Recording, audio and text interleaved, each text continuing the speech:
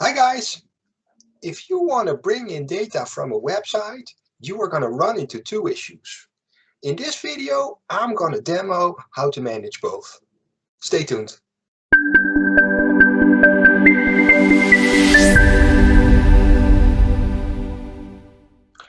So the example I'm going to use is a website with houses for sale in New York City. So there are two issues here. One is that this data is highly unstructured.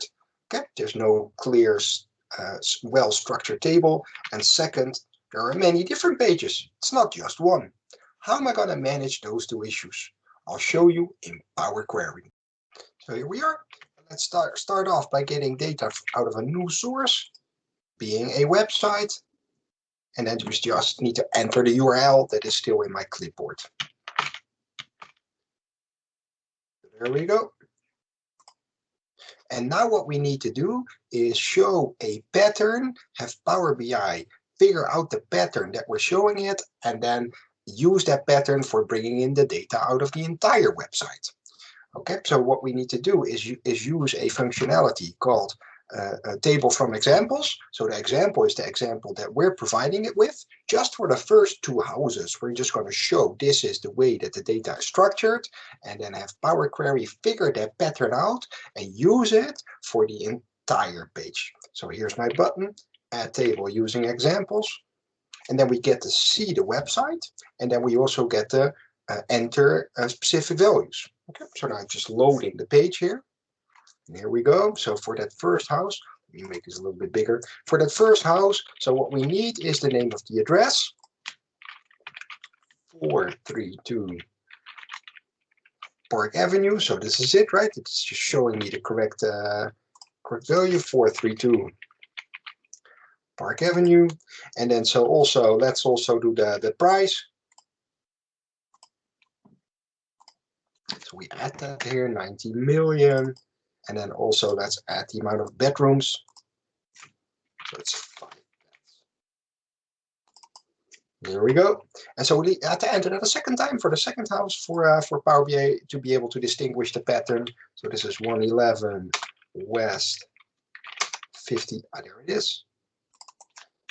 And then we enter the price being 66 million.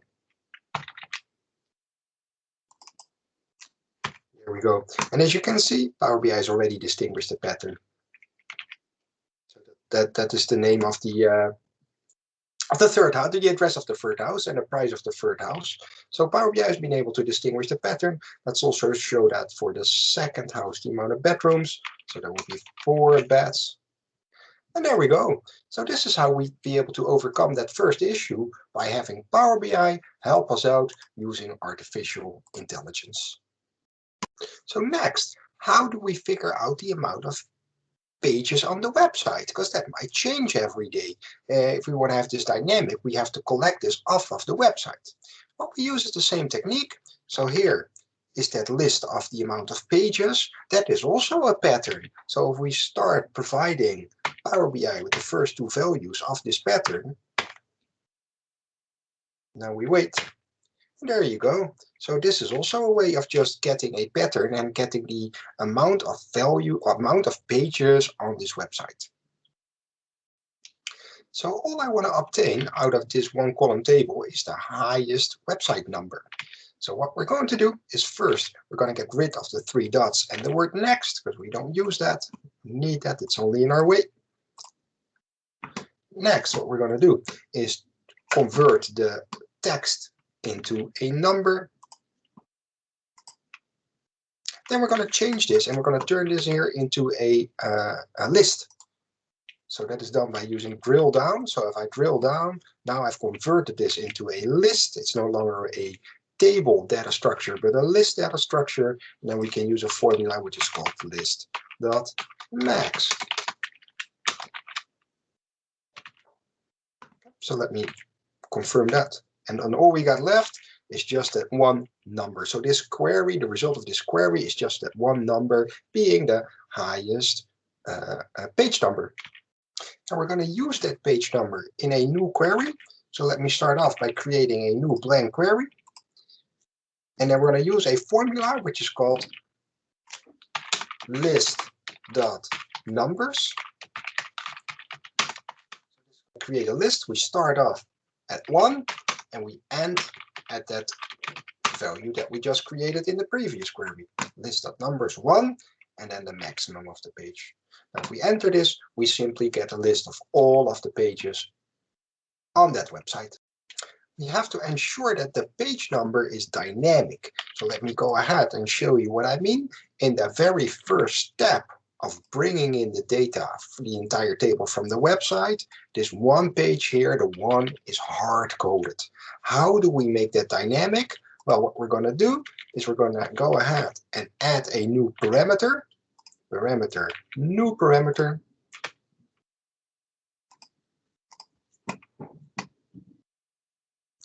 And so we're going to call this page number. The value has to be text, because that is what it is right now, and just add the value of 1. So now what we're going to see here is that there's going to be an additional query, which is a parameter. Okay. So now here in this table, let's go ahead and replace this hard-coded 1 by our newly created parameter. So let me go ahead and do that. Page number.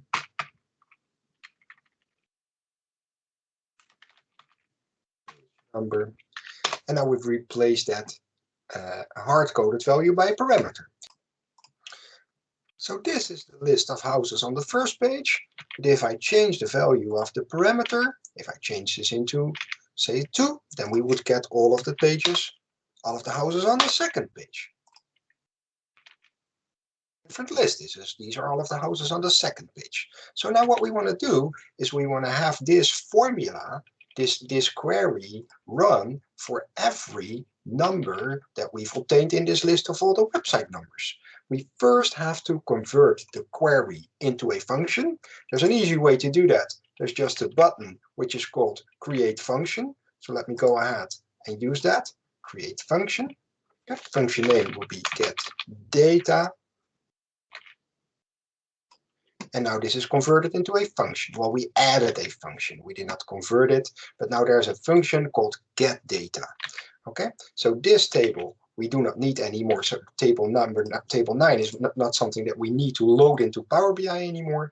What we're going to do now is go to our query, being all of the page numbers on the entire website, and invoke the function we just created.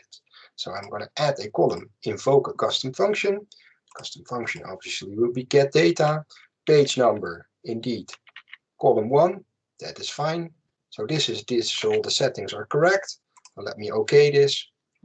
And now we wait until Power Query is done bringing in all of that data. So I loaded the data into Power BI just for fun. I built a few visuals so we can see 5 bedrooms, which houses have got 5 bedrooms, which are the most expensive ones, which are where are they located, just in any dashboard you would normally build in Power BI. Thanks for watching.